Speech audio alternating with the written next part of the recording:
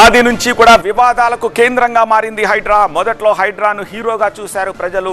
ఉద్దేశ్యం మంచిదే అయినా సరే ఆచరణలో వివాదాలు బయటకొస్తూ ఉండడంతో ఆ తర్వాత ఆలోచనలో పడ్డారు. పేదలు తప్ప పెద్దల జోలికి వెళ్ళదు అనే అపవాదు హైడ్రా మూటగట్టుకుంది. పలు ప్రాంతాల్లో పేదల ఇళ్లు కూల్చివేతపై ఆగ్రహం వ్యక్తం చేసింది. ప్రచారం ఎక్కువ, పని తక్కువ అనే కమెంట్లు సైతం వచ్చాయి. అనేక సార్లు కోర్టులో ముట్టికాయలు వేశాయి. అయినా హైడ్రా తీరు మారలేదు. ఎప్పటికప్పుడు సరికొత్త వివాదాలతోటి వార్తల్లోకి వస్తూ ఉంది హైడ్రా. ప్రైవేటు భూముల్లోకి చొరబడి చట్టాన్ని అతిక్రమించారని విమర్శలొచ్చాయి. హైడ్రా రంగనాథ్ తీరుపై అనేక కోర్టు ధిక్కరణ కేసులొచ్చాయి. ఇన్ని కేసులు నమోదు కావడంపై హైకోర్టు తీవ్ర ఆగ్రహం వ్యక్తం చేసింది.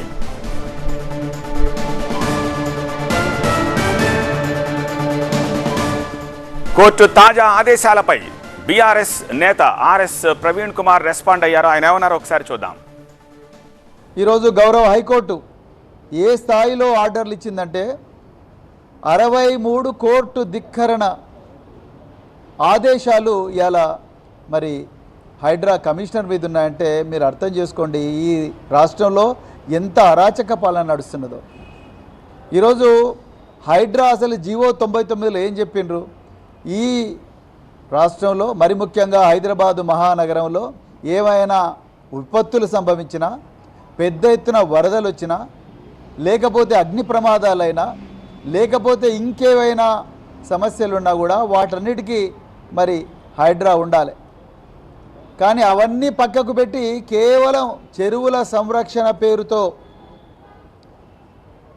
పేదవాళ్ళు ఎక్కడెక్కడైతే నివాసం ఉంటున్నారో ఆ భూములన్నింటినీ కూడా, ఆ ఇళ్ళనన్నింటినీ కూడా గుర్తుపెట్టి హైకోర్టు వద్దని చెప్పినా, ఆర్డర్లు వద్దని చెప్పినా మరి అక్కడికి వీళ్ళు పోయి దాన్ని నేలమట్టం చేయడం, ఆ నేలమట్టం చేసిన విధానం కూడా చూస్తే ఎంత క్రూరమైన విధంగా నేలమట్టం చేసినరాయా అంటే కోర్టులకు ఆదివారం శనివారం సెలవులు ఉంటాయి. అప్పుడు కోర్టులు పనిచేయవు కాబట్టి శుక్రవారం నాడు రాత్రి పోవడం, లేకపోతే శనివారం నాడు ఉదయం 5 గంటలకు వాళ్ళు నిద్ర లేవకముందే పేద ప్రజలు అక్కడికి బుల్డోజర్లను వేలాది మంది పోలీసులను తీసుకొని పోవడం, వాటిని మరి ఇళ్లను నేలమట్టం చేయడం, ఇది పేద ప్రజల జీవితాలను ఛిద్రం చేస్తూ ఉన్నది, పేద ప్రజల జీవితాలను ఆడుకుంటూ ఉన్నది.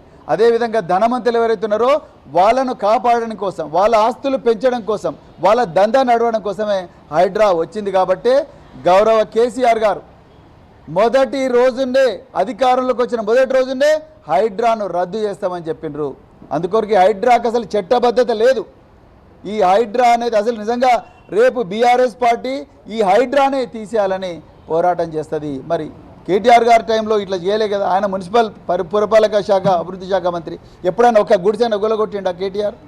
లేకపోతే ఒక రాత్రి వచ్చి ఏమైనా ఇండ్లు తీసేసిండా?